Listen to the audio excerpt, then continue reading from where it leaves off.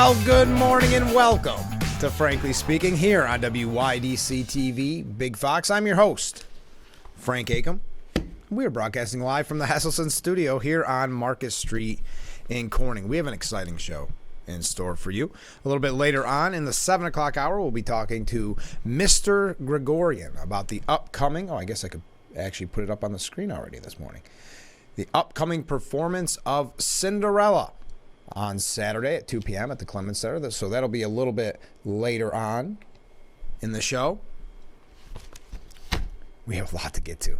I'm overwhelmed thinking of how much we have to talk about. Obviously, we're going to discuss Iran and Israel.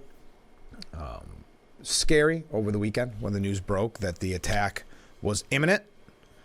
But what an amazing defense from Israel. We'll take a look at what the president has to say about it, what we'll be doing here in the United States in response.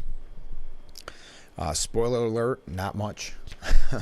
So that'll be coming up in a little bit. First, and I'm not sure if anyone out there cares and if I'm the only one that finds this so fascinating, but it is time for an update on Dalton's dictator, super mayor, Tiffany Henyard. Now, if you're new to the program, there is a mayor out of a suburb of Chicago that is allegedly spending taxpayers' dollars pretty frivolously.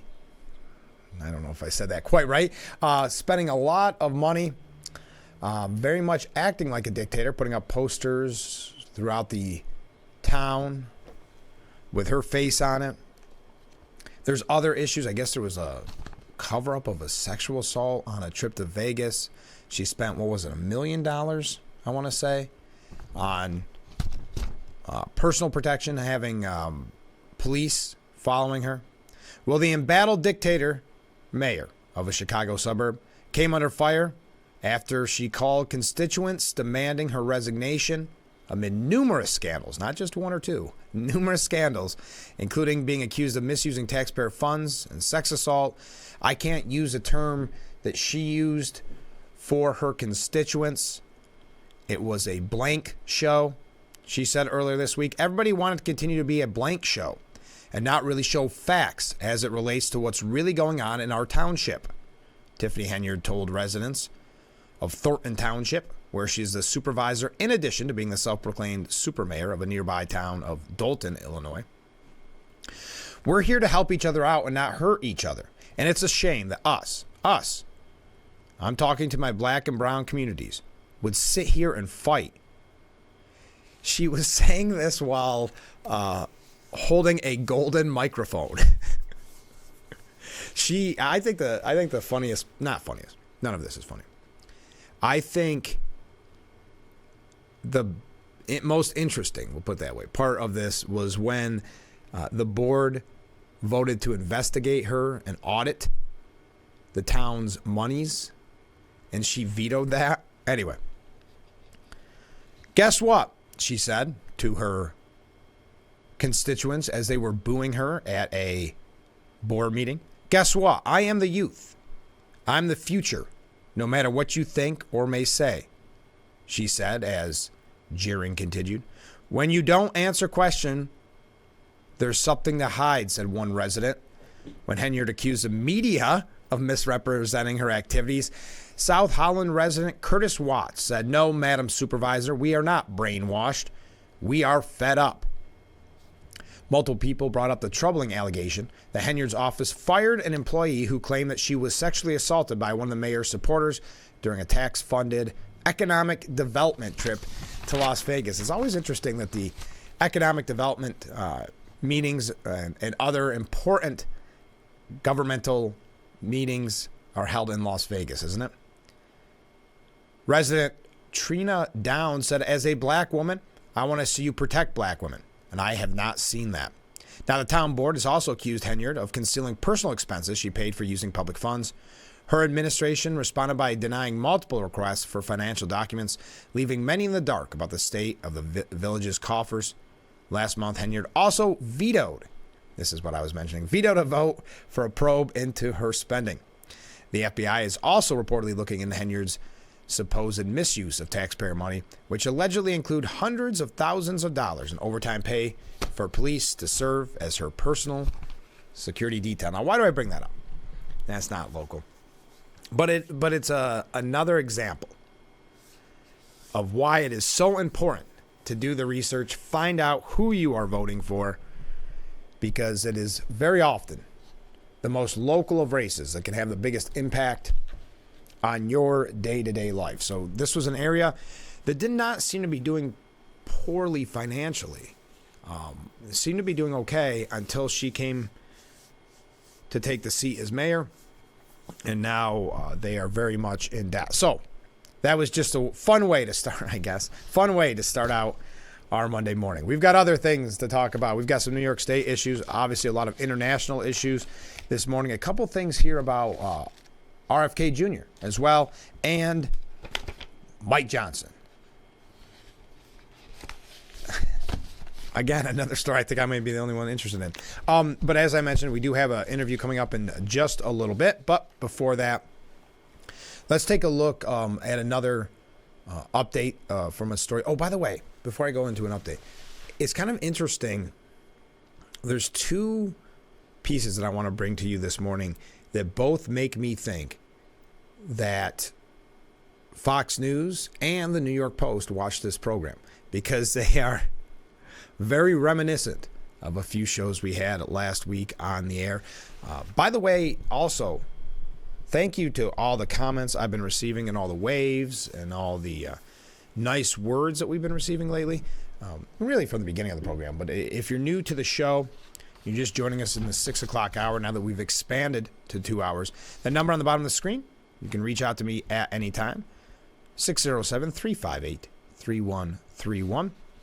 You can wave, you can comment. I will ask you, do you think Mike Johnson is in trouble? Do you think he'll be booted out? I know I ask that question nearly every day. Also, RFK Jr. We have some RFK Jr. supporters out there. What do you think? There is a piece by Chris McKenna at USA Today saying that RFK Jr.'s campaign is pushing to get him on the New York ballot. What do New York backers say about his chances? So I'll ask you, if you are a backer, even if you're not, do you think that RFK Jr. is a good thing for the presidential race? Bad thing? One New York resident said, I think he's a wonderful candidate. I'm working, praying, and hoping for him to be elected. Starting Tuesday, tomorrow, a legion of volunteers backing an outsider long shot over the major party choices are posed to fan out across the state with petitions in hand to buttonhole voters. Kennedy needs, wow, listen to this. Kennedy needs 45,000 names to qualify as an independent for the November election. But in practice, his troops must get thousands more to make up for what's sure to be invalidated or for looking for flaws found by other campaigns. So you could have a Biden's campaign or Trump's, though most likely Biden's campaign, questioning the legitimacy of every signature. That's kind of typical. That's happening. We'll get to that in a little bit later on, but that's happening to the woman that's running for or trying to run against Gillibrand. There's 3 candidates on the ticket, so there will be a primary in June. But I'll talk about that a little bit later on. Nationally, Kennedy is a major wild card, it says here. His campaign aims to get on the ballot in all 50 states and claims to have collected enough signatures so far for 6 states. It has until May 28th to file its New York petition. So he needs 45,000 signatures by May 28th. So I guess that means he has to get 45,000 signatures of independents. That's interesting. Only one early poll has tested how Kennedy might fare in heavily Democratic New York, where Biden crushed Trump by 23 percentage points back in 2020. A Siena College poll of New York voters done back in February found Biden leading Trump by 12 points in a two-person race, and by 10 points with Kennedy and fellow independent Cornel West added to the field. In a 4-way contest, 13% of surveyed voters picked Kennedy. Wow. Again, if he keeps these numbers up, and there is a presidential debate, and as you know, I've said a million times on this program, I don't believe there will be a presidential debate, but if there is, he would, if it stays as it is right now, he would be invited to that debate platform. Perhaps best known and often rebuked on the national stage for his crusades to question the safety of vaccines, Kennedy has a long record in New York as an environmental activist that may boost his candidacy here. Starting in the 1980s, he worked for decades as an attorney with the nonprofit Riverkeeper to enforce polluters to clean the Hudson and other waterways. He lived in Westchester County, where he also led an environmental litigation clinic that he started at Pace University School of Law. His appeal to a diverse band of disaffected voters has drawn attacks from both the left and the right. Democrats have been particularly critical, accusing Kennedy of serving as a stalking horse for Trump. Trump allies, in turn, have funded Kennedy's campaign and want to evaluate his more liberal views to siphon support from Biden, is what the New York Times reported on Wednesday. Yeah, the long knives came out when the polls started to show that he was going to hurt Biden more than Trump, because originally, if you recall, and I always said this was the red flag for me, if you will, I knew when the media, who never wants to see Republicans do well, started saying, he's going to take all your support, Trump. You guys better watch out. You better start really attacking him. And I said, I don't think they have our best interest in mind. So that's when we started covering him a lot further than we were maybe originally. Kennedy's supporters bristle at dismissals of him as anti-vax kook and a spoiler with no chance of winning. In interviews last week with USA Today Network, New Yorkers ready to hit the ground for Kennedy's petition drive raved about him as a refreshing antidote to a corrupt political system and spoke sincerely about their belief that he could prevail in November. Now, I got to say, do you think, if you're a supporter of RFK, if you're not, do you think he could actually stand a chance? I mean, that's what's kind of interesting about politics. When you, I guess, get behind somebody, you say, well, it could be. He could win. He's polling at 13%. Who knows? The CNN poll of New York voters in February found Kennedy had supporters in both parties and in greater numbers among independent voters. Those who backed him accounted for 10% of Democrats, who were polled 11% of Republicans. That's interesting. And 21% of independents. I did not mean to get onto RFK Jr. this early on. I've got a couple other stories about him as well. But collecting 45,000 valid signatures in New York is a tall order, though not the biggest lift for Kennedy's campaign. According to its website, Texas requires more than 113,000 names for its ballot. Wow. 113,000 names for its ballots. And Florida demands 145. Now, more than 100 signature gathering stops have been scheduled around the state over the 6-week petition period, including a kickoff in Kingston on Tuesday, according to the posted schedule. Volunteers will stand outside various Long Island theaters during shows on almost 40 dates. They'll be at the Metro North train station in Pearl River, outside Yankee Stadium during a game. On 5 days, they'll be on the SUNY New Paltz campus asking students and faculty for signatures. I don't know if there's any local stops here. That was just a quick update on RFK, but I'm running late. We're starting off a little weird, a little wacky this morning, but thank you for joining us, being with us, and we'll be right back after this short commercial break. Stay with us.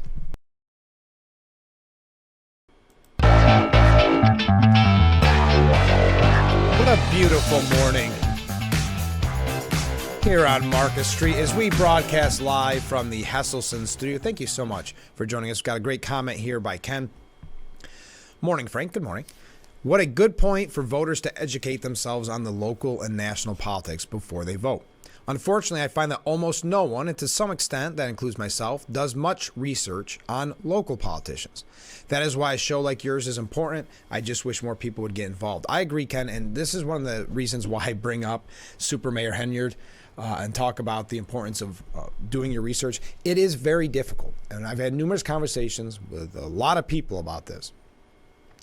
That where do you do the research? Of course, now in today's day and age, most candidates, no matter how local, have a Facebook page at the very least, maybe even have their own website. But again, that's not that is handcrafted to look the absolute best. But so it does become very difficult. The media, what it is, for better or for worse, and I would say worse, does not do the heavy, the heavy lifting for you anymore. Meaning, they don't have, no longer in the paper do you see the kind of the question and answer with the candidates or the letters to the editor about why somebody supports somebody else. So I agree that it is, well, not agree, you didn't mention this, Ken, but I would say it's very difficult to do the research. So when people say, oh, I don't really look into the candidates that well, but they're that great, but I know this name, or I know this person because I went to school with them, or whatever the case may be. I don't blame the individual because there's just not a lot of opportunities. And to your point, Ken, I think this program is unique. And I said that from the very beginning when we broadcast just a little over a year ago when we started broadcasting, that this was an opportunity for candidates to come on and hear from them directly. I think we did an amazing job, if I say humbly, but I think we did an amazing job in November with the local races. And we're going to try our hardest coming up this November, get as many candidates on as possible. So, as a public service announcement, I'll always do this. You see the number on the bottom of your screen. If you know someone that's running, or you yourself are running for office, or you'd like to hear more about a candidate, and you say, hey, Frank, could you interview this person? Just contact me. That is one of the, I think, unique opportunities that we have here on Frankly Speaking, which is to have everybody on. And it doesn't matter how local, doesn't matter what township or city. I want to have the candidate on so you have the opportunity. And I will say, for instance, so we have in Steuben County, we have the primary for judge. And I reached out to both candidates. We did end up having one candidate on so far, but I reached out to both candidates and said, here, please get a hold of me because the voters, your constituents, would love to hear from you. And we did that last November as well. So I think I don't blame anybody that can't do the research, because I don't really know how you do the research on your local candidates, because I just don't think the media is helpful in that in today's day and age. And that's why we vow to be helpful. So please contact me at any time. And thank you for the nice words. Okay, so speaking of that, New York GOP is moving to knock Cara Castanova out of the Senate primary. Now, Castronova, I think is how you pronounce it, is looking to take on Gillibrand. And there's three candidates. One has been Mike Sapercone, has been given the nod by the New York Republican Party.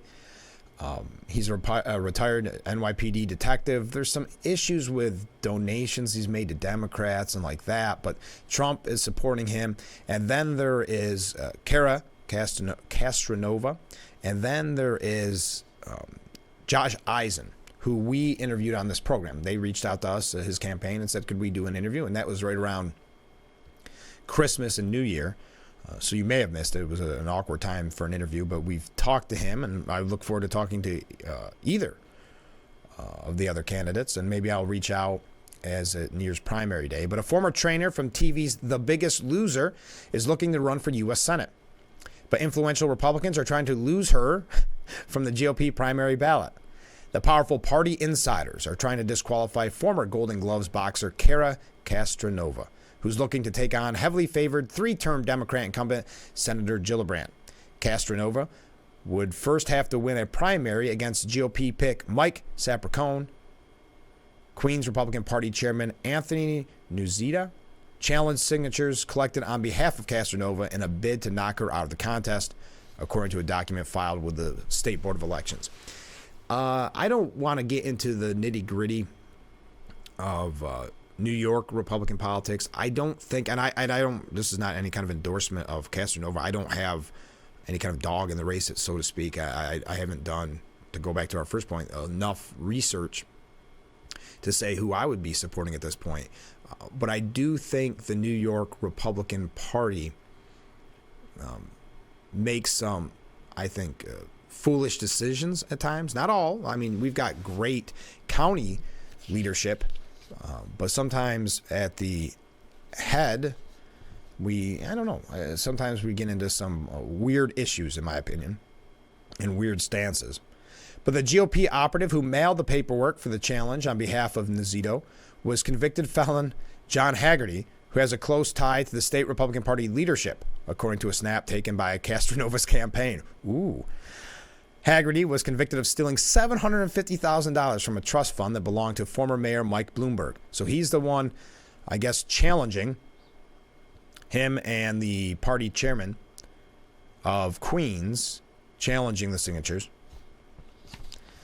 The fund transferred $1.2 million to the State Independence Party, which acted as an intermediary to fund funds to Haggerty for what was supposed to be an Election Day ballot security operation in the 2009 mayoral race. Okay, enough about that. A separate petition challenge was filed against businessman Josh Eisen, who also is seeking ballot access. So it looks like the challenges coming on the two outsiders, if you want to call them that.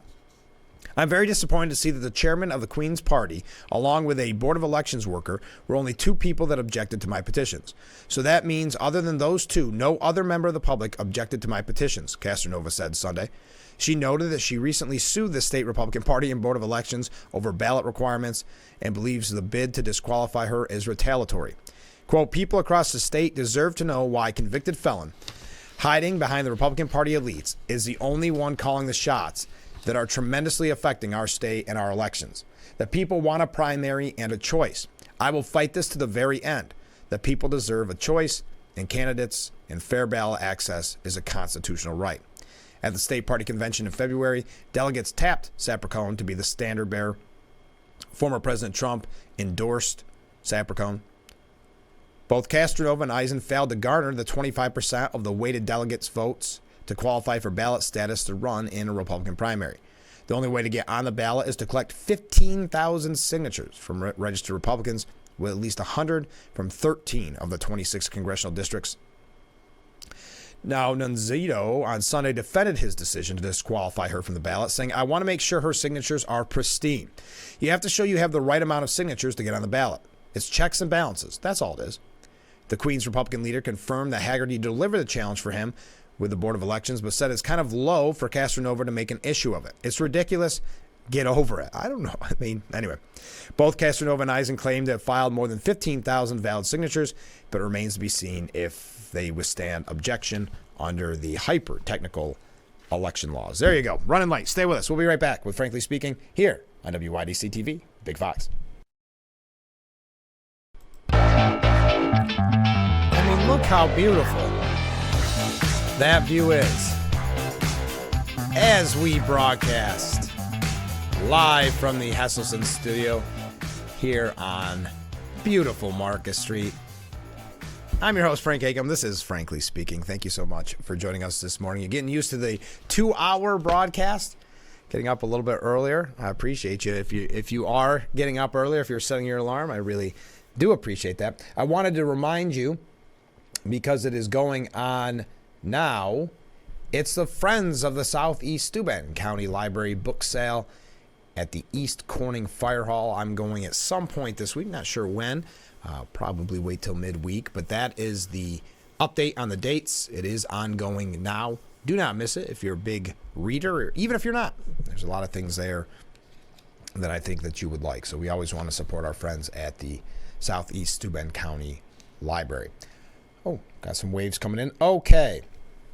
Let's talk about, do you want to talk about the New York State budget? Oh, I'm if you're just joining us, if you're just getting up, I wanted to mention a couple things.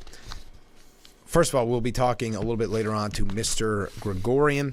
He is the head of Ballet Theater, and they have Cinderella, a performance of Cinderella coming up on this Saturday. So we'll have an interview with him in the 7 o'clock hour. Also, if you missed our interview with the San Giovanni Valderno sister cities, I have posted that, and I haven't highlighted this yet. We have a newish website, wydc-tv.com, and on there is a section for Frankly Speaking, and we have posted the Corning sister cities interview that we played on Friday. That's with students, teachers. And there was, I'm trying to think. Yeah, students and teachers. I don't know why I'm overthinking that. But it was a fun interview, and I just wanted to highlight that. So if you haven't been to our website, it's a really nice website. It's wydc-tv.com. You can do that throughout the day and check up. I'm going to try to put up some interviews throughout the week. So if it's something that you missed, you can play catch up, so to speak. All right. So New York State budget. Yes, it looks like everybody's headed back to Albany today to vote for another deadline extension. Like I said on, what was it? Did they vote on Thursday or Friday for an extension to today, the 15th? Oh, by the way, I didn't think of this. Happy Tax Day, everybody. I hope that you got your taxes done. I hope that was a fun experience. I hope maybe that's why you're up right now watching the program at 6 a.m. because you're still working on your taxes overnight. But happy Tax Day. Anyway, so the New York State budget talks include measures on cannabis, of course it does, retail theft, and toll evasions. That's according to Yancey Roy at Newsday.com. While housing and education have taken up most of the oxygen in state budget negotiations, resolutions to some second-tier issues are taking shape. Plans to curb illegal cannabis shops, retail theft, and toll evasion are among those on track to be included in a final budget agreement, even if the finer points aren't quite finalized yet. That's according to sources familiar with the negotiations. Now, I don't think this comes as a surprise. These were major issues that we brought to you last week that were going to be a focus. We knew retail theft. I'm not sure if they're fighting it. It's so interesting to me that Democrats are fighting what is such a major issue. Not to mention, obviously, we've talked about it a million times, but stores and businesses not coming to New York because of this issue, but also those leaving because nothing is being done about retail theft. You've got actual threats and attacks on retail workers, and there's just a shrug of the shoulders from Albany saying that, well, we don't want to make the rules too tough against a person that viciously attacks retail workers. That was an article that we had for you Friday, that there's actually fighting by the Democrats, because remember, it is a supermajority in Albany. So it's really just Democrats fighting with Democrats at this point. But they're arguing over how strict these rules should be and not to make them really strict at all, because we do not take public safety seriously in New York. And I hate to say that, but there's no other conclusion you can come to than the fact that we just don't care about retail workers. We don't care about public safety in general. Hasty saying that he doesn't believe stronger penalties are a deterrent against crimes. Again, in this state, and this has been made crystal clear time and time again by Albany, we care more about the criminals than our law enforcement officers, than the public and the public safety.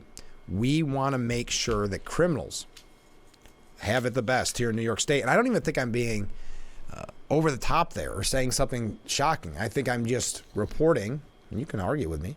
I'd love to hear from you. I think I'm just reporting the facts as we see them. But I'll continue. That was a tangent. Other initiatives include an increase in the state's tuition assistance program for college students. Well, why? Isn't the president just giving away college education at this point? Why do we need to increase the state's tuition assistance program? Just to try to one-up the president? There are agreements and directions or framework, but not in all the details, one source said. The end appears to be in sight. That person asked not to be identified. Why? Just because... Yeah, that is a shocking statement. The end appears to be in sight. The budget was due on April the 1st, but Governor Hochul and legislative leaders haven't reached agreements on housing and school aid, arguably the two highest profile items in the negotiations. Lawmakers have passed a series of short-term emergency spending bills to keep government operating and state payrolls flowing, the most recent of which expires today, ironically on tax day. Legislators were discussing details of a potential deal that could be voted on earlier this week. One of the agreements could be action to reduce the proliferation of illegal cannabis shops. That is another issue that does not seem like it would be difficult to correct. Give local law enforcement the power to shut these places down. But again, law enforcement is not given the tools that they need. They're not given the support that they need. And again, Albany has just signaled over and over that they do not want to be tough on crime. They do not really care about public safety.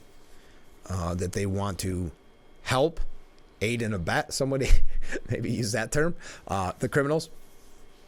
So I don't see, yes, they don't like the illegal cannabis shops because it's taking money away from their coffers because there's no tax dollars going there. It's very much bootleg. But the fact that they don't have a mechanism in to shut these places down, the Office of Cannabis Management is essentially a joke, and it's just a kind of a PR apparatus. But a key element would be effectively delegate power to close the shops to local government authorities. And that's what should have been done from the beginning. I have my doubts that some Democrats will support that. I am running really late, so we'll talk more about this when we come back. The New York State budget, I know, not the most exciting topic, but important. So stay with us. We'll be right back with Frankly Speaking here on WYDC TV. Big Fox, please stay with us. Every time we go to break, Market Street just looks better and better. What a great view.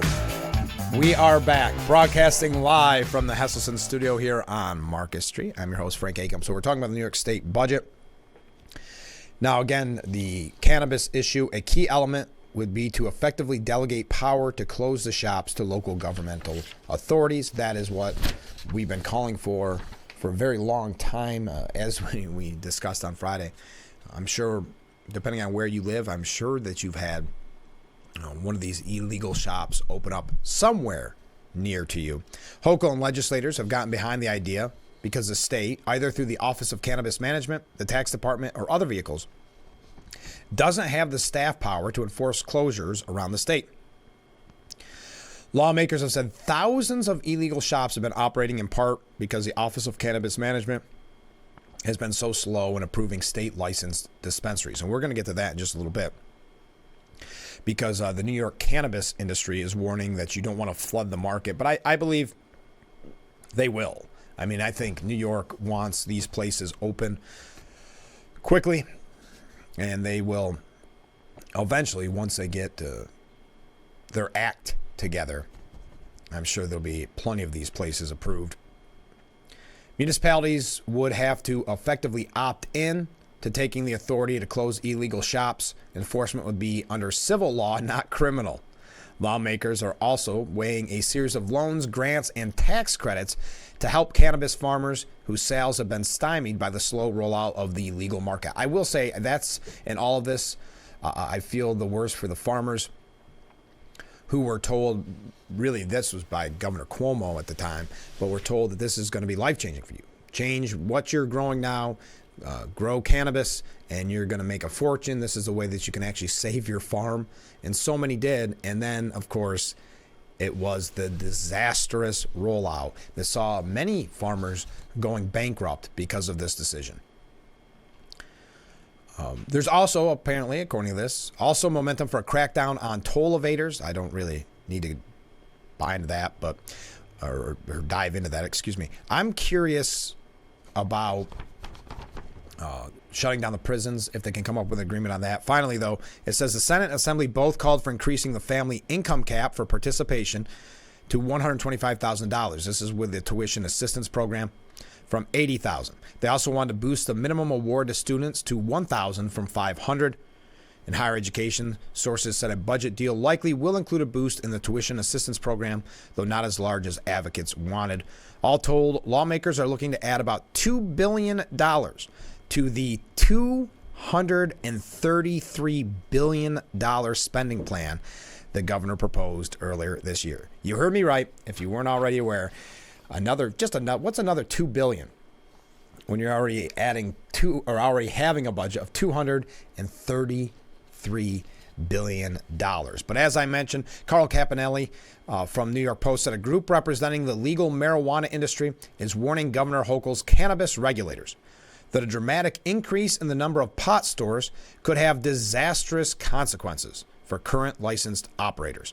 Cannabis Association of New York President Damian Cornwell noted that state regulators have yet to weed out the hordes of illegal pot operators.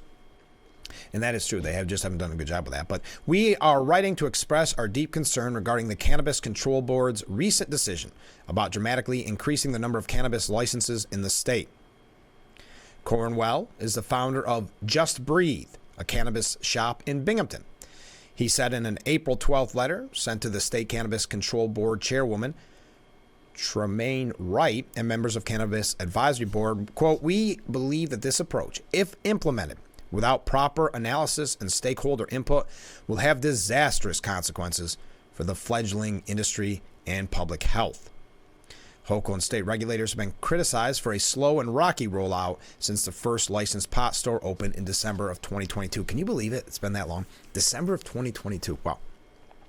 Lawsuits contributed to delays in licenses and store openings last year, leaving farmers in the lurch with mounds of spoiled marijuana crops. But state officials have ramped up the issuance of licenses and approved openings of dispensaries since litigation was settled last fall. There are now 103 legal cannabis stores open throughout the Empire State, up from 26 last November. More than 400 cannabis licenses, ranging from growers to retail stores, have been issued by state regulators this year, including 101 at the April 11th Cannabis Control Board meeting. But Cornwell advised to be prudent instead of reckless in overwhelming the budding market. We strongly believe that handing out licenses without a thorough understanding of the market's capacity will lead to oversaturation, business failures, and unintended public health risks. As the cannabis industry in New York is still in its early stages, many licensed retailers are already facing challenges competing with the illegal market. Flooding the market with additional licenses exacerbates this problem and potentially leads to a wave of closures, undermining the state's social equity goals and leaving vulnerable entrepreneurs in an unstable market. To emphasize this point, Cornwell put a paragraph of his letter in bold, calling on the Cannabis Advisory Board to conduct a sweeping market analysis. You get the point. Enough on that. We got to take another break. Stay with us. We'll be right back with Frankly Speaking. We're just getting started here on WYDC TV, Big Fox.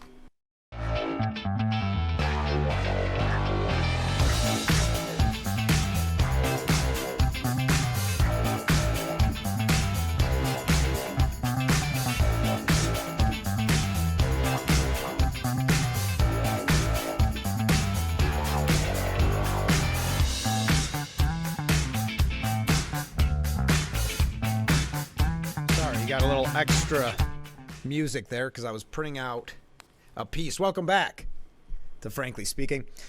Printing out a piece from the New York Post. Does that seem low? There we go. Biden is sleepwalking into a catastrophic war, experts say, as the IDF mulls a retaliatory strike against Iran. What an amazing job that Israel did. Just fascinating to see that attack shot down, 99% of the bombs and drones shot down. Well, President Biden, according to this piece, is sleepwalking the U.S. into another catastrophic war in the Middle East.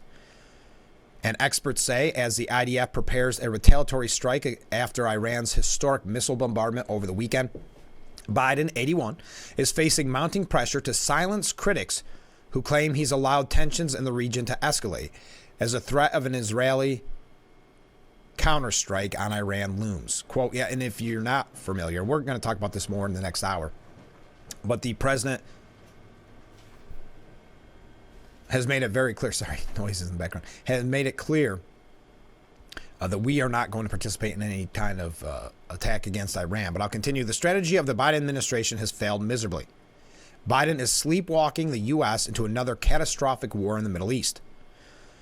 Fawaz Gurgis, professor of international relations and Middle Eastern politics at the London School of Economics, said, his overreaching goal of preventing the war in Gaza from escalating into neighboring countries has failed.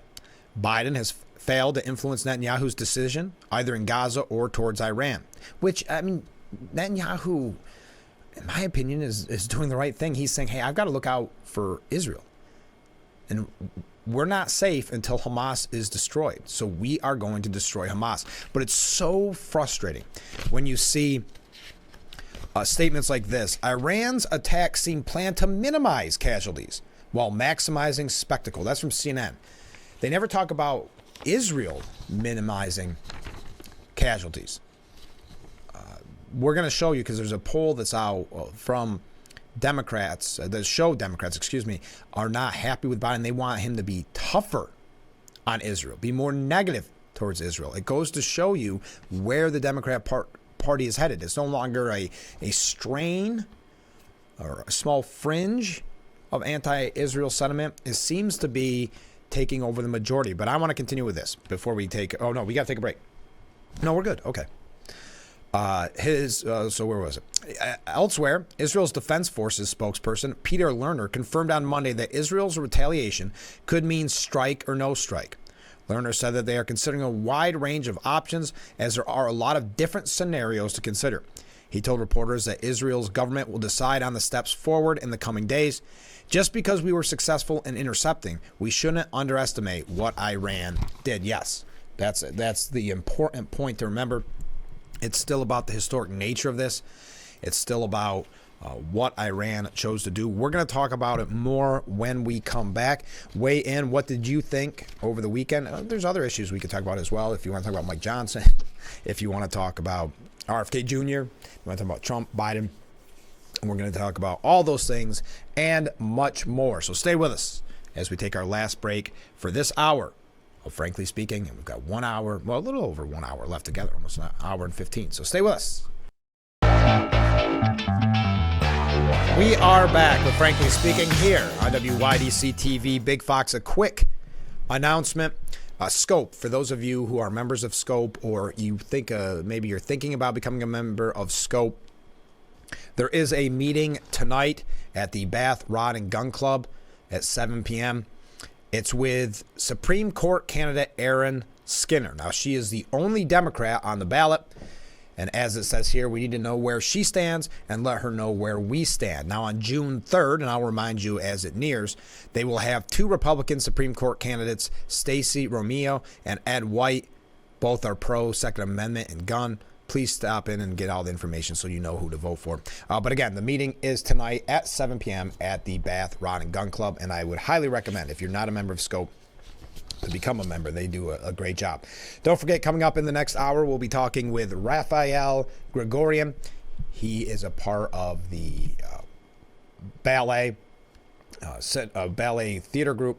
And that's not the right word, but you get the idea. And they have Cinderella coming up on the 20th this Saturday. So back to Iran attacking Israel over the weekend. This kind of upsets me before we wrap up this hour, but Senate Majority Leader Chuck Schumer on Sunday called on Congress to pass a stalled aid package for Israel and other countries, pointing to Iran's weekend attacks as one more reason why they need this funding. I have trouble listening to Chuck Schumer on this issue now.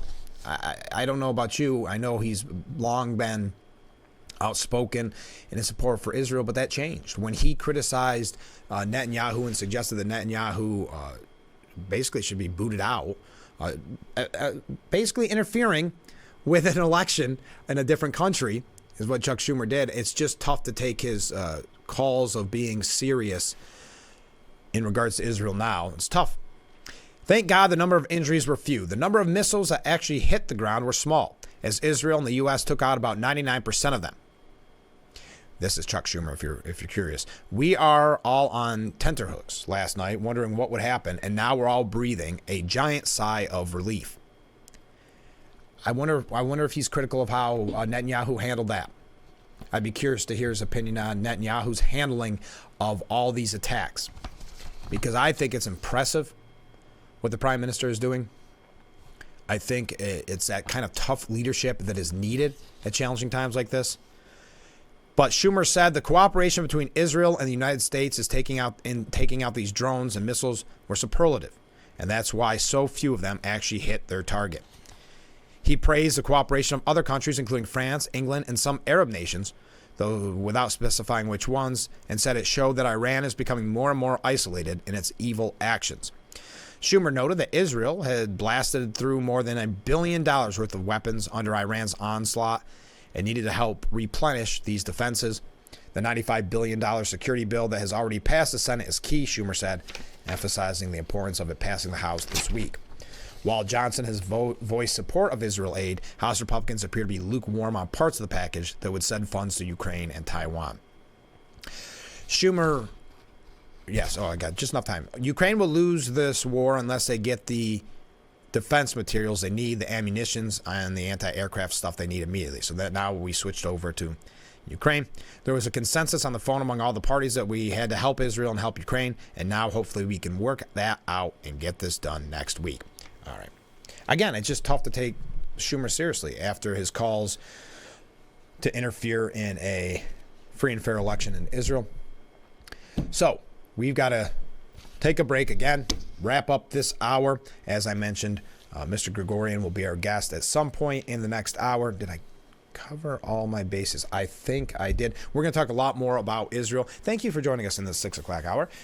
We are relatively new to the 2-hour format. I think we're getting there. You could tell a little bit the 6 o'clock hour. I'm working out some of the cobwebs and some of the bugs, but I think we're doing a heck of a job having 2 hours, and there's so much to talk about. So if you'd like to weigh in on this attack over the weekend, we'll also have a few things here about the presidential race. A couple things here. I asked, is it today that the trial starts with Trump, the hush money trial? I believe it is today. So we may talk a little bit about that. Jonathan Turley has a really interesting piece on it at the New York Post, if you're interested. If we don't get a chance to cover it, that is at the New York Post, so you can check it out for yourself. Saying a serial perjurer will try to prove an old misdemeanor against Trump and an embarrassment for the New York legal system. That seems to be a headline on a pretty regular basis about the embarrassment of the New York legal system, especially in connection with Trump. We may also talk about Speaker Johnson a little bit further, some of the decisions he's making, what we're looking at behind the scenes. Will he be ousted? All that and much more. How are we doing on time? We are doing good, so stay with us. This is, Frankly Speaking, here on WYDC TV, Big Fox. We have just 1 hour left together, and we are just warming up. So please, comment at any time. You see the number on the bottom of your screen. Comment on all these topics and anything else you'd like to comment on. We'll be right back. Please, stay with us.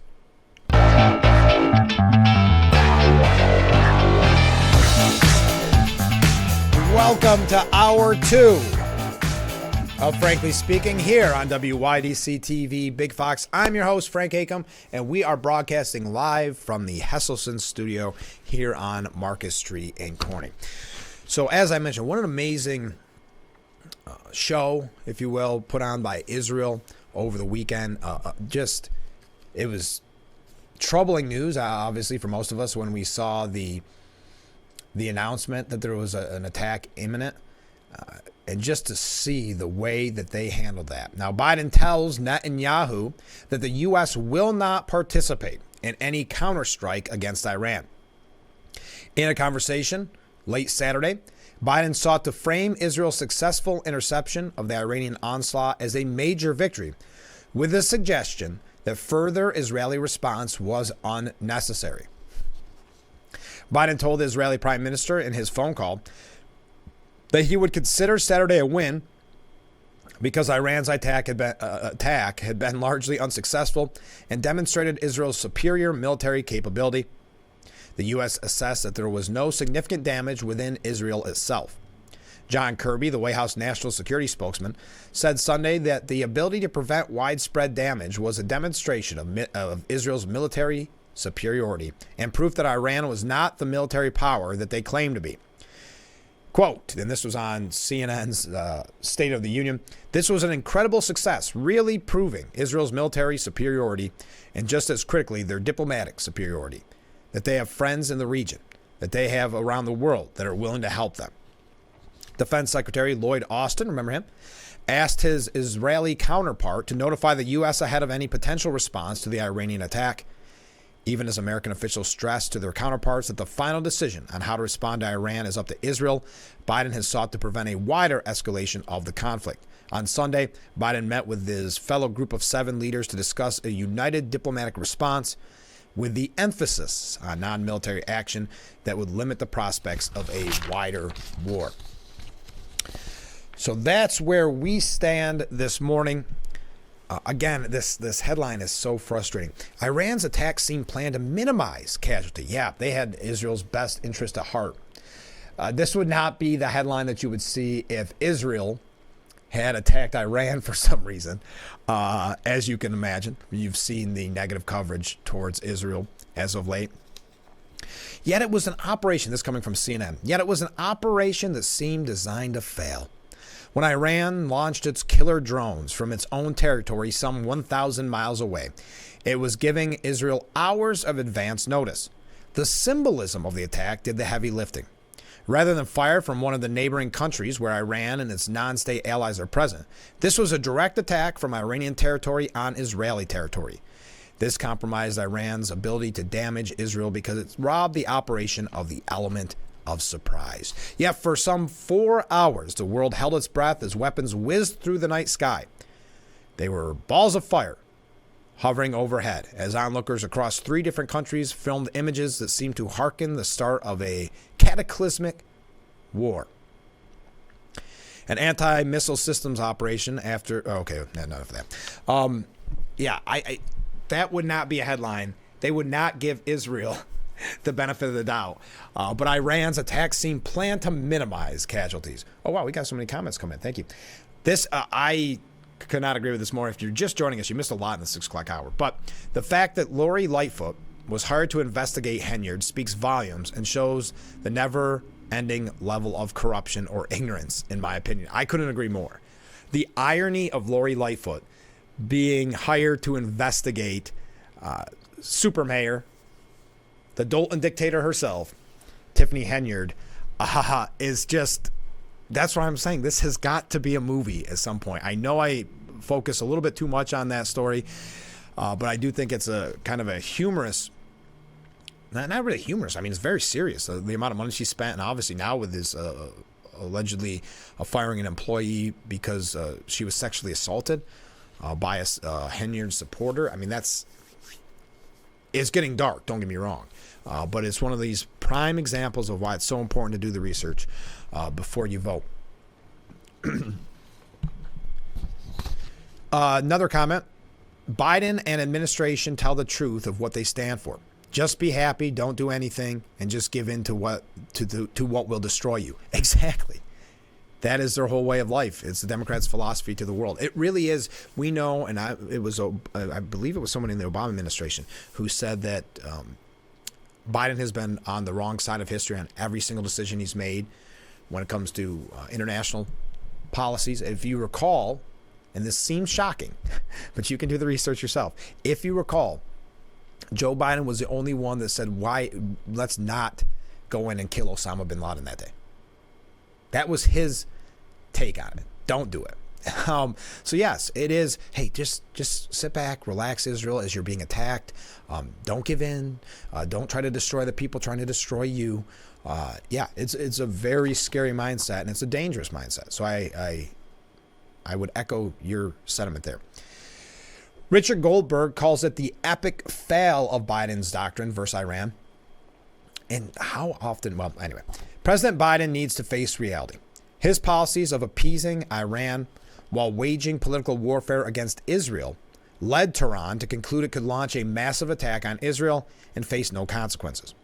As Biden again tries to hold Israel back from defending itself while maintaining both the United States and United Nations sanctions, relief for Iran, he risks confirming the Ayatollah's calculation and guaranteeing a more dangerous future for America and our democratic allies. Iran's weekend attack against Israel was not symbolic or performative, as CNN is trying to suggest. It was an unprecedented and unacceptable act of war.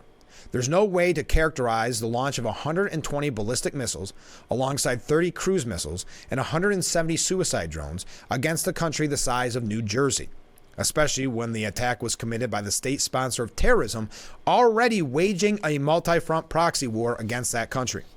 Two questions now loom large. Why did this happen? And what is to be done? This again, Richard Goldberg at the New York Post.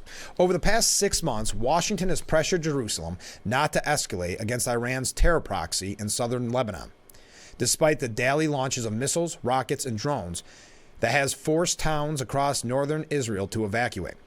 Hezbollah's war on Israel has been normalized due to the lack of severe consequences imposed on the group and its sponsor. The same can be said for the near-daily missile and drone attacks on the Red Sea by the Iran-backed Houthis in Yemen, where the U.S. won't even put the group on an official terror list, let alone impose military costs on its leaders. All the while, the White House has been showering Tehran with access to cash in hopes of incentivizing better behavior, a policy more commonly known as appeasement, to our viewers' point there. America today does not enforce its oil sanctions on Iran, allowing Iranian crude to freely flow to China and other Asian destinations. Speaking of China, I've got a story that I want to bring up later on. I hope we have time. That I just sometimes think it's eerie that, in this case, Fox News and New York Post had pieces that sound like they were listening to Frankly Speaking last week. But anyway, just last month, Biden renewed a sanction waiver, giving Iran access to upwards of $10 billion to be used as budget support. Biden's desperation for a renewed nuclear deal was never clearer than in October, just days after the Hamas massacre, when he allowed the UN's missile embargo on Iran to expire rather than work with European allies to trigger the snapback of UN sanctions, a mechanism to restore all restrictions on Iran without a Russia or Chinese veto.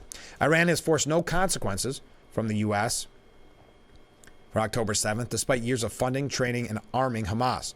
Nor has Iran faced consequences for direct missile attacks against Israel from Lebanon, missile attacks against the U.S. Navy from Yemen, and missile and drone attacks on both Israel and U.S. forces from Iraq and Syria, even after the murder of 3 American soldiers. Instead, the president's public wrath in recent weeks has been aimed at Israel, pressuring Israel to halt its campaign to destroy Hamas in Gaza, threatening a cutoff of U.S. support, doing nothing to stop Canada from halting arms sales, and emboldening Democrats in Congress to call for conditioning American aid.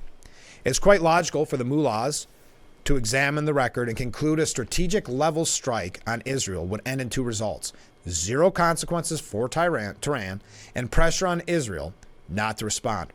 As of this moment, they are proven right. Exactly. That is exactly what's happening. And unfortunately, you could make the prediction that was going to happen before the attack was even carried out. Israel, however, has no choice but to respond forcefully to this attack, imposing costs higher enough on Tehran to turn the Ayatollah's calculation into a miscalculation. Normalizing ballistic and cruise missile strikes from Iranian territory, whether they succeed in breaking through Israel's missile defense or not, will establish a new and outrageously high baseline for future escalation. It may also inform the regime's calculus on whether and when to pursue a nuclear breakout, doubting there is any level of misbehavior that could break Western appeasement policies. The president reportedly wants Israel to hold off on a military retaliation so he can pursue diplomatic options instead. But if those options include economic and political costs for the regime, Biden will simply be putting lipstick on a policy of accommodation. Finally, I know I'm running a little late here. I apologize. The president should immediately freeze the $10 billion made available to Iran through his own sanctions waiver, money that's accessible right now in bank accounts in Iraq, Oman, and Europe. He should order a crackdown on Chinese imports of Iranian crude, too. If he refuses, the Senate should finally vote on 2 House-passed bills that would force his hand on both matters. On the one stage, the White House should join with the United Kingdom, France, and Germany in triggering the snapback of UN sanctions and press Britain, Canada, and the European Union to finally designate Iran's Islamic Revolutionary Guard a terrorist organization. Canada should be pressured to lift its arms embargo on Israel, too. Finally, both the U.S. and Israel must recognize Iran carried out its attack despite a week of warnings from both countries. That is not a win. That's a national security failure, which should compel an immediate change in strategy. I thought that was a great point. Keep your comments coming in. Thank you to everybody reaching out. A couple waves there. Thank you very much. I hope you're having a great Monday and a great tax day. Hopefully you are not up too late doing your taxes and sending them in. We've got so much more to get to. A lot of the focus this morning is going to be on Israel and Iran. I said a little bit later on, probably around 7:20, We're going to talk to Mr. Grigorian about the upcoming performance of Cinderella on Saturday at 2 p.m. at the Clemens Center. So that's coming up in a little bit as well. But stay with us. We will be right back with Frankly Speaking here on WYDC TV, Big Fox.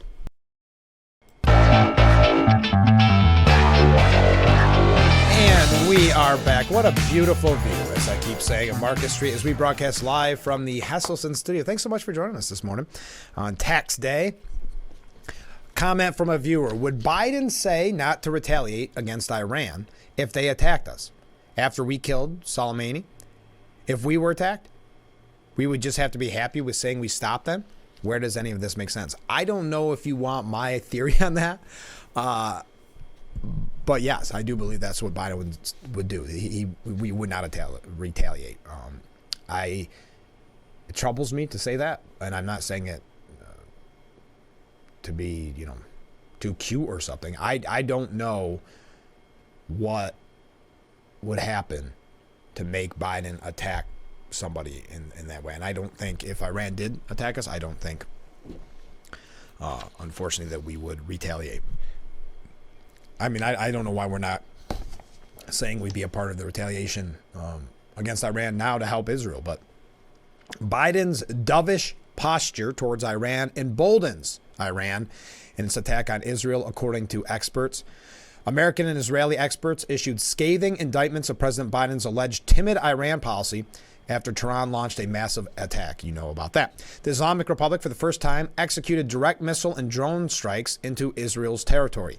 The dramatic events in the heart of the Middle East have triggered calls for the Biden administration to reverse its reportedly dovish outreach to the Ayatollahs who run the theocratic, right? Yeah, state. Biden is now urging Israel to recoil from a counterstrike. Quote, this was a massive, unprecedented, and unacceptable strategic attack on Israel, Richard Goldberg said. It would be a huge mistake to pull Israel back from a military retaliation, but it's downright insanity to keep $10 billion accessible to Tehran in the aftermath. The president needs to lock down all the money he made available to Tehran these past months. Last month, Fox News Digital reported that Biden defied opponents of Iran's regime and waived sanctions on Iran's cash-starved economy. Biden faced criticism after releasing as much as $10 billion into the coffers of the Islamic Republic. The Biden administration insisted that Iran's regime can't use the funds. This is so childish.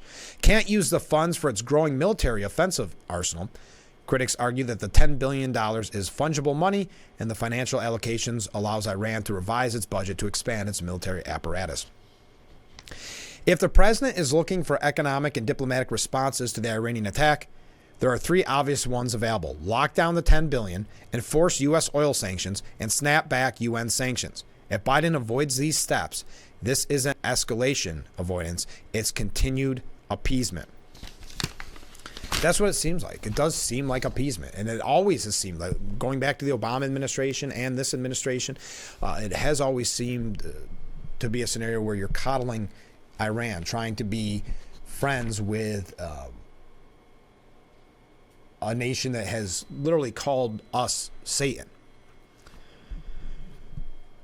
It was, let's see, it's hard to take a look at what President Biden has done and say that we've somehow gone soft on Iran, said John Kirby. It was a previous administration that decided us to get out of the Iran deal, and now Iran is so much dramatically closer to potentially nuclear weapon capability than ever before Mr. Trump was elected. Quizzed on the financial relief given to Iran and how the regime used it, he said it's not even sanctions relief, but the additional funds that have been made available to Iran due to the sanctions relief program that the Trump administration put in place can only be used for humanitarian goods. It doesn't go to the regime. So this is all Trump's fault, if you're not familiar, if you didn't understand. It is unbelievable. And they don't even feel bad about it. Yes, unfortunately, going back to the point from our viewer, I don't think there's anything we would do to stop this. White House is being ripped over these sanction waivers that critics say put billions of dollars in Iran's hands. We're going to talk about that when we come back. We've got so many other issues to get to as well. I hope that we can get to all of them. We do have to take a short break, though. Keep those comments coming in. We'll read some of them when we come back. Oh, actually, when we come back, we're going to hear from it's just a quick little interview about the upcoming performance of Cinderella. So Mr. Grigorian will be our guest. The Cinderella is, here we go. I'll do this so you don't have to just hear me talk. Cinderella coming up Saturday at 2 p.m. at the Clemens Center. So we'll find out all about that when we come back. So I'm using too many buttons today. So stay with us. We'll be right back with Frankly Speaking here on WYDC TV, Big Fox. Welcome back to Frankly Speaking here on WYDC TV, Big Fox. I'm your host, Frank Acomb, and we are broadcasting from the Hesselson studio. And I want to thank our guests so much for being in on the show this morning. Thank you for coming in. Thank you, Chief. I want to talk about, because everybody's seen the posters, at least if you're in Corning, around Cinderella, which is coming up on Saturday, April 20th at 2 p.m. at the Clemens Center. But first, could you tell us a little bit about your background? My background, yes. You know where you need exactly where is I born or that? Yes. No, just my background, my dance, professional background. Oh, okay. Yes? Yeah. Okay. I studied with professional ballet school in former Soviet Union, where I was born, right? And from there, I started to first music, and then my music teacher said that, you're always dancing. Maybe you will be going to the dance school, and this is what our destiny started there. How did it lead you to our area? It was Mark Twain drama. Was it? Yes. Oh, that's interesting. During Mark Twain, yes. So tell us a little bit about the theater and who's it's for. Your classes, who is it for? Any age group, any individual, or no? Children, like we call pre-ballet, and children 3 years old, 4 years old, to adult. No kidding. So when we see the production of Cinderella on Saturday the 20th at the Clemens Center, there'll be all age groups performing in it? No, definitely not 3, 4 years okay. old. No, okay. It's a little too much. When it's like a school concert, yes, but this is audience, yes, and it's a serious production, and children need a little bit more care. Well, tell us about Cinderella specifically. Why did you pick Cinderella?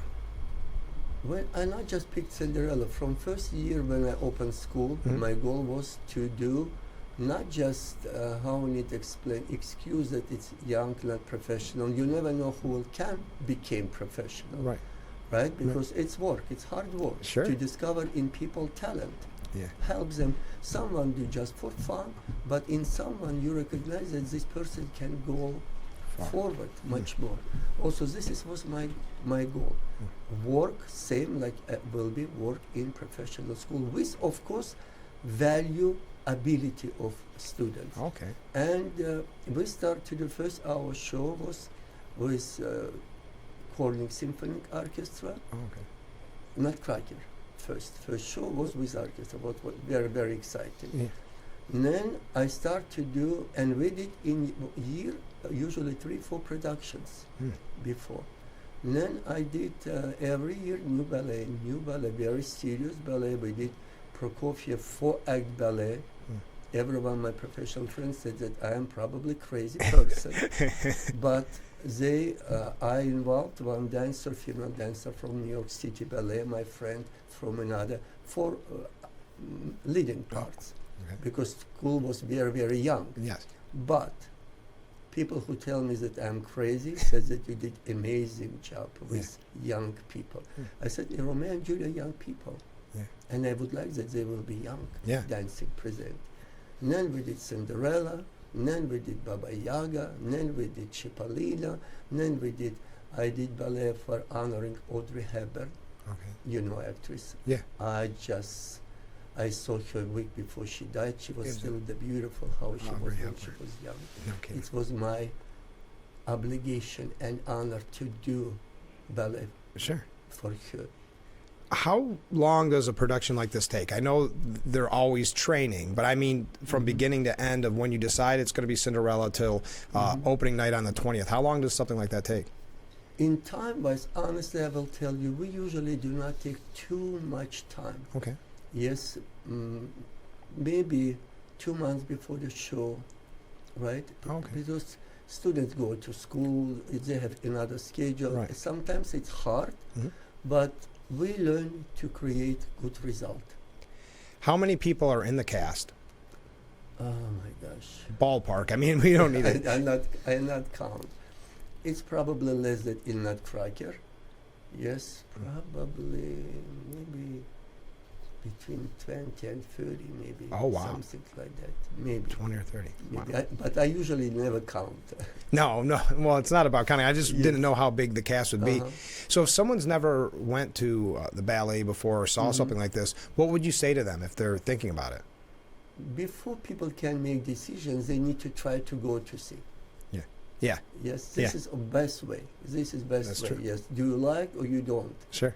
Right. Again, we're talking about Cinderella, Saturday, April 20th at 2 p.m. at the Clemens Center. Find out more at clemenscenter.org. All right, just before we go, what's the feeling for you when the performance is over? In most times, happiness. Yeah, and most times. In most times. Well, on April 20th, you'll be happy too. Yes. What does it feel like, and I know I don't want you to speak for all of them, but what does it feel like for the performer when it's all over? Same. Yeah, happiness. Exciting, and they did make people who came to see them very happy. Yeah, well, that's nice. And I would like to just add something. Cinderella, it's not like for people that said it's tutu, ballet, boring. Oh no. No. Oh no. Cinderella, people, if people will come to see, they will be laughed even not imagine how many times. It's very entertaining ballet. Now, can people go online to find out more about your theater itself? Do you have a website? Yes, we do have. Yep. Okay, I'll put that up on the screen. So, well, thank you so much for being on the show. Okay, And- thank you very much. And I don't know what I'm supposed to say. I never know what to say, but I hope the performance is good. Will be good. Okay, Yes, good. I always promise, and my student always promise that Okay. people who will come to see, they will be happy. Well, great. All right, stay with us. Thanks again. We'll be right back with Frankly Speaking.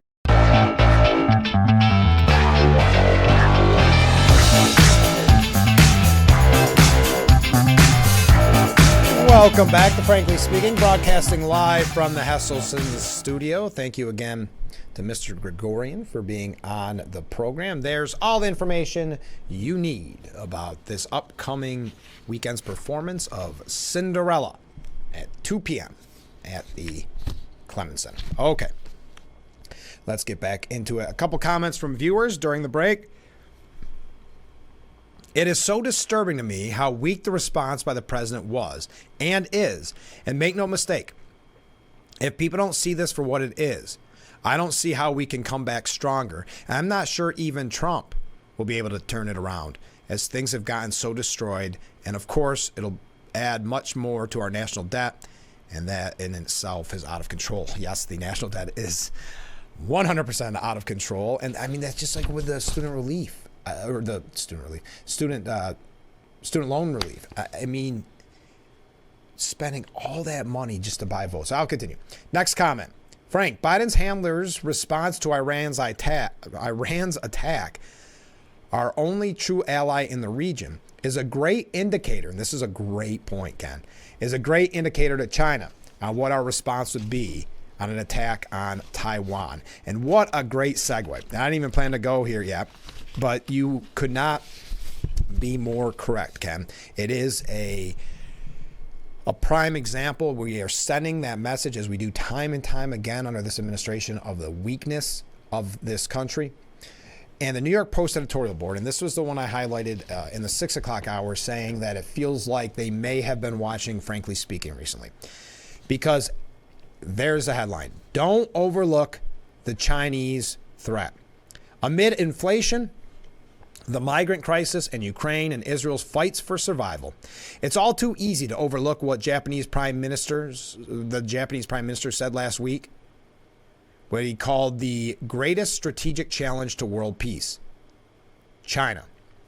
Just 2 days earlier, FBI Director Christopher Wray called Beijing the defining threat of our generation. The Chinese Communist Party is, quote, throwing its whole government at undermining the security and economy of the rule of law world, he warned, citing China's hacking program in particular as larger than that of other major nations combined. And they said just little things, not little things, but just attacking our sewer systems. That's one avenue. You don't even think about how many things they can control with their hacking. That's on top of its traditional espionage and economic espionage, foreign malign influence, election interference, and transnational repression. China's still shipping fentanyl precursors to Mexico, aiding Russia's war on Ukraine and bullying its neighbor. Yes, the fentanyl issue, like it's been said, there is no fentanyl in this country that did not have its hands from China, China did not have its hands on, excuse me. Got a little tongue twisted there on this early morning tax day. That includes harassing Philippine ships, building islands in international waters to assert its baseless claims to the South China Sea, and ceaselessly provoking Taiwan with a vow to take it over in a few years. All amid a frightening military buildup. Japan is right to fear China, with Beijing's view as its top enemy through history. If China gains control of Taiwan and the region's ocean routes, it could block Japanese trade. In a recent call from Chinese President for Life Xi Jinping, President Biden was defensive. Xi issued threats. Chinese officials dismissed Treasury Secretary Janet Yellen's pleas on her just completed trip to the Middle Kingdom, particularly her begging for an end to China's dumping cheap exports on world markets. Team Biden's diplomacy is clearly failing. Xi and company see America as weak. Yes, of course they would see us as weak. I mean, this all goes back to what we've said numerous times. With the Afghanistan withdrawal, look at how many different entities have now decided, okay, all right, we're going to attack Ukraine. Okay, we're going to attack Israel. Okay, I mean, it's and all we do is appeasement. After all, they see Team Biden slapping Israel amid its war with Hamas. That is a great point. Imagine what that says to China. Oh, wait, you're actually verbally attacking your ally and criticizing your ally after they were attacked during a ceasefire, mind you, attacked, and you don't want them to destroy their enemy. Okay, interesting. After all, you see the Team Biden slapping Israel amid its war with Hamas, still appeasing Iran, urging Ukraine not to target Russia's oil industry, while Republicans block aid, by the way, and failing to even ramp up arms production to keep pace with China and Russia and Iran's growing military threat. This is so eerie how it is literally like they listened to the interview that we had with former Congressman Tom Reed last week. If Biden and Washington don't up their game fast, brace for some major China-sparked catastrophe in the not-too-distant future. I mean, they want to be a superpower. They want to overtake us as the world's leading superpower. And what's stopping them right now? What makes them think that we would ever be tough? That we would ever... I mean, going back to the one viewer's comment, I don't know, heaven forbid, God forbid, that if this was an attack on us, what Iran did to Israel, if they did that to us, I don't think we would retaliate at all. I truly do not. As I mentioned, the White House... Oh, no, let's just mention that because we are talking about the weakness right now. In a statement on Truth Social, Trump emphasized that the attack on Israel, quote, would never have happened if he were president. Israel is under attack. This should never have been allowed to happen. This would never have happened if I were president. Trump's statement comes just before he's set to speak at a rally in Pennsylvania. Iran's attack on Israel is reportedly in retaliation after Israel launched an airstrike on April 1st, as you know. All right, now, keep those messages coming in. What do you think? If, again, God forbid, we were to be attacked by Iran in the same way that they attacked Israel, what do you think the response would be? I thought that's a really good point by a viewer. So the White House is being ripped over the sanctions. Yes, $10 billion to Iran. Unlocked up to $10 billion in frozen funds by enabling Iraq to pay the Iranian government for electricity services. The Biden administration has already renewed the waiver program, which was established in 2018. He renewed it in November.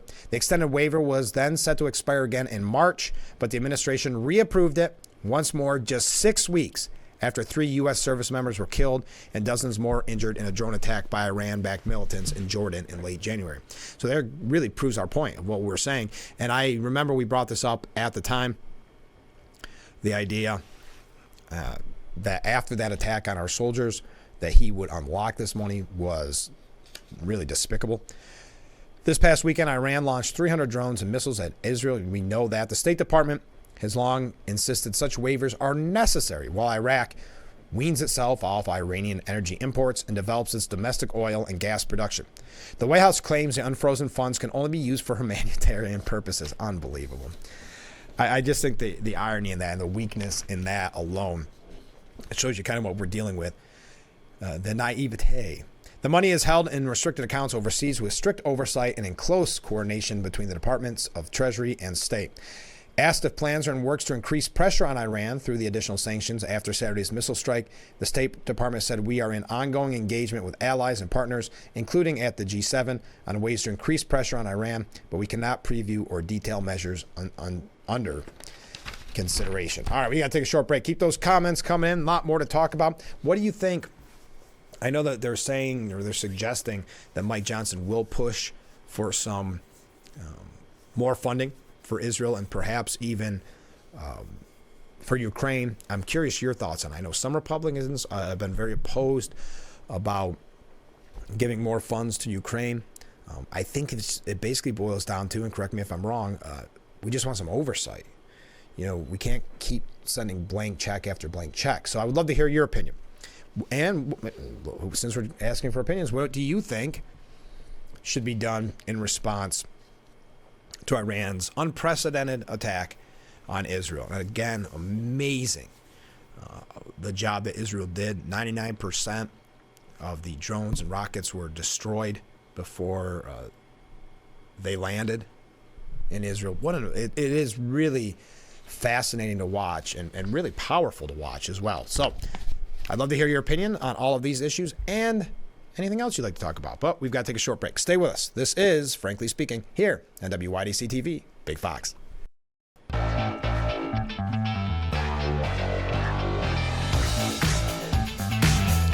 We are back with Frankly Speaking here on WYDC TV, Big Fox. I am your host, Frank Acomb. We are broadcasting live from the Hesselson studio here on Marcus Street in Corning. We're covering a lot of issues. The New York Post editorial board says, hooray for the good guys.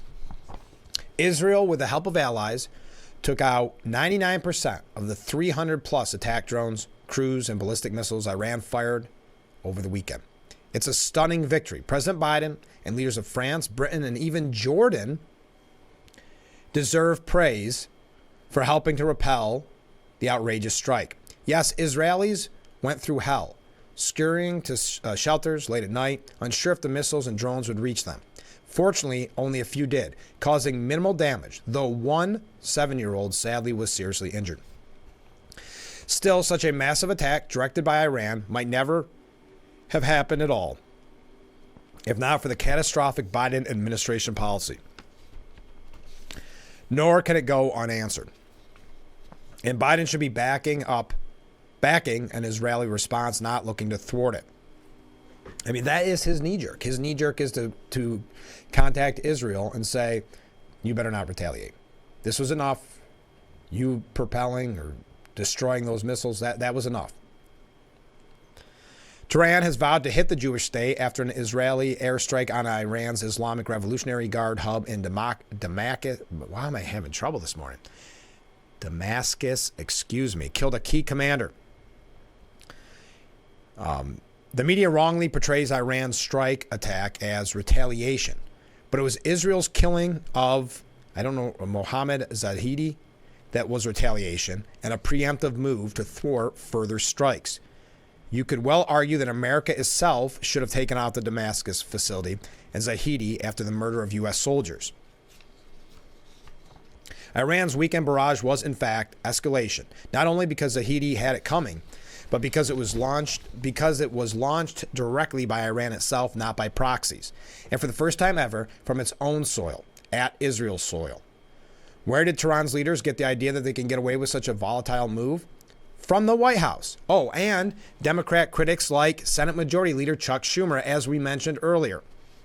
For months, Biden has scolded Israel for its drive to wipe out Hamas after its October 7th slaughterfest. He and his team have worked overtime to prevent the Jewish state from attacking Hamas, remaining battalions in Rafah, citing potential harms to civilians. Iran saw Washington distance itself from Jerusalem and figured it would back it if it attacked. Tehran also knows Team Biden's eager to carry out the Obama policy of appeasing Iran in a deranged bid to bolster ties and perhaps reform the mullahs. Yes, the naivete. Team Obama, recall, provided Iran with tens of billions of dollars in exchange for a disastrous nuclear deal that, thank goodness, President Trump discarded. Alas, Biden has tried to revive that deal, and to that end, he's allowed Iran to violate sanctions and reap billions in oil sales with impunity. He's also freed up billions in additional frozen funds and even let UN sanctions on Iran's missile and drones, the kind used in this weekend's attack, lapse. Most troubling, he's failed to respond meaningfully to attacks and provocation by Iran's proxies. After October 7th, he told anyone thinking of joining in the attacks, don't. Remember that? And he did that recently, too. I'm telling you, that was with Iran. Don't. I don't know. I guess he thinks that's powerful. It just seems kind of actually extra weak to me, but I'll continue.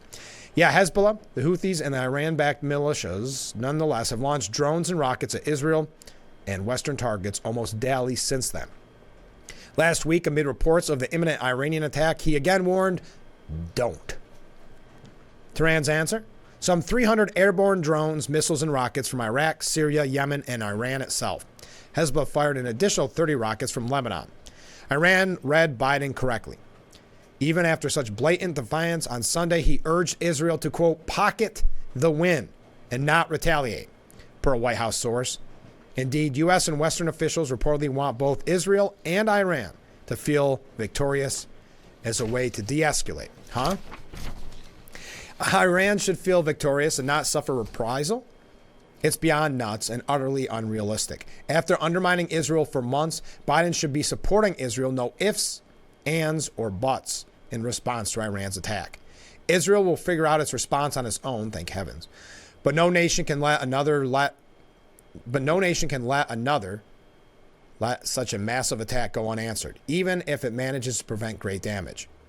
That would only greenlight more attacks. Since October 7th, Biden's overriding goal has been to prevent escalation.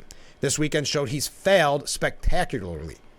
He mustn't stick to the same policy, restraint, and appeasement that caused the failure. There's a word for doing so, and that is insanity. I thought that was a really good point from the New York Post. Now, the House Speaker, Mike Johnson, said he will be pushing aid for Israel and Ukraine this week as part of a national security package he's been working on for several months.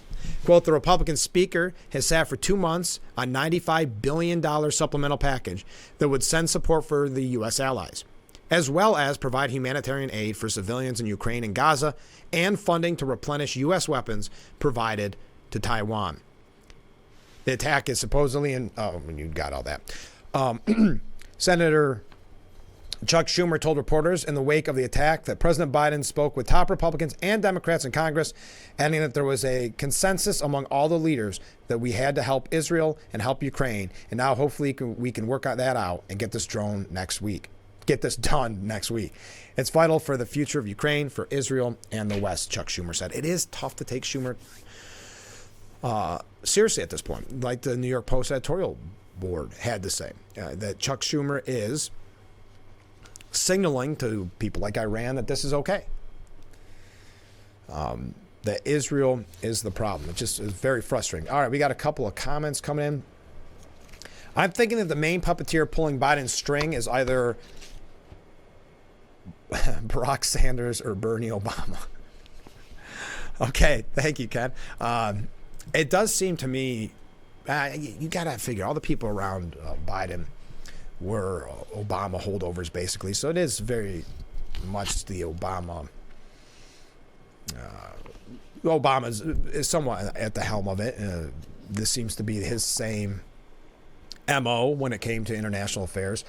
But a third of Democrats, this is according to Politico Morning Consult, a third of Democrats want Biden tougher on Israel. We're going to talk about that when we come back, but we do have to take a short break. Stay with us. We're almost out of time for this edition of Frankly Speaking. One little segment left together. Stay with us.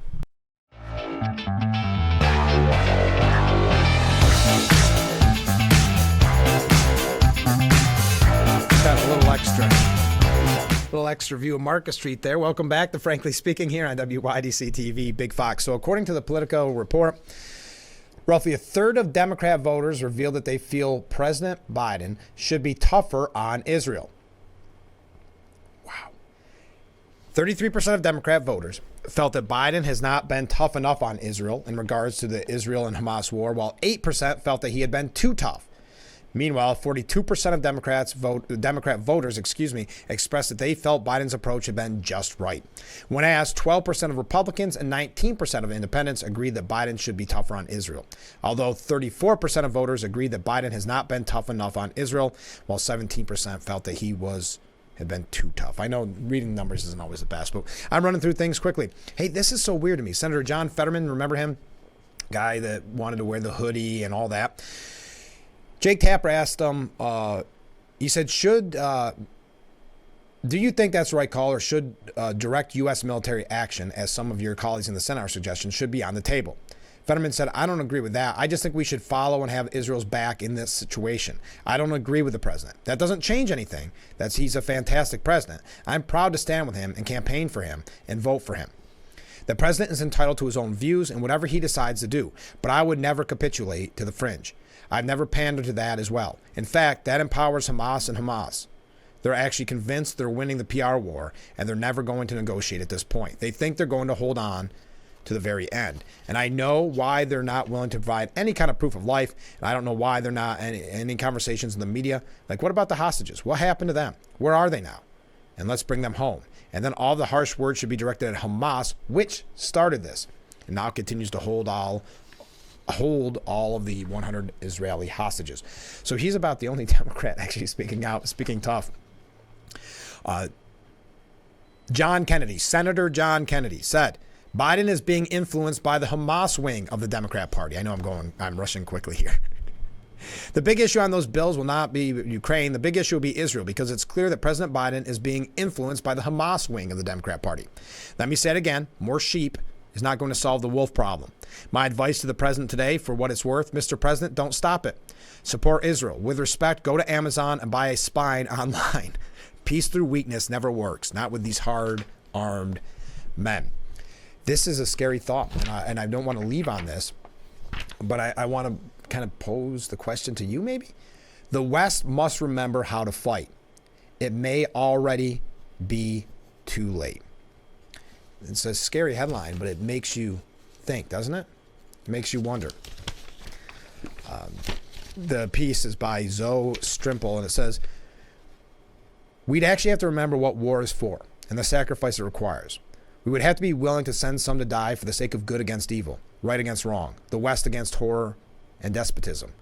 We would have to be willing to kill for that too. Those of us who lack physical courage need the courage of our convictions. And at the moment, many of those convictions are deeply and terrifyingly wrong. I don't pay much attention to Politico. I learned approximately 20 years ago what they were about, and if they truly think we need to be tougher on Israel, our ally tells me I made the right decision that many years ago. They aren't the problem, and they have every right to defend themselves. They didn't cause the October massacre. 100% right. Oh, yeah, I agree with you on Politico. Just mentioning the poll. But I could not agree more. But you're right. When they report, not Politico, just in general, when the media reports on this, they act as if Hamas wasn't the one that attacked during a ceasefire, right? It's so frustrating. Anyway, here are the massive tax increases coming your way in a second Biden term. You can find that piece at Fox News. How am I doing on time? I'm running really, really late, right? Yep, yes I am. Joe Biden lies and lies and lies because he's never had to pay any price, said the New York Post editorial board. Also, Robert F. Kennedy Jr. did fire that consultant who sought to help Trump win. You may have heard that comment last week. And he has ruled out, RFK Jr. has ruled out a libertarian run for president. Another great show. Thanks, Frank. Thank you. I wasn't saying that. A viewer said that. Thank you very much.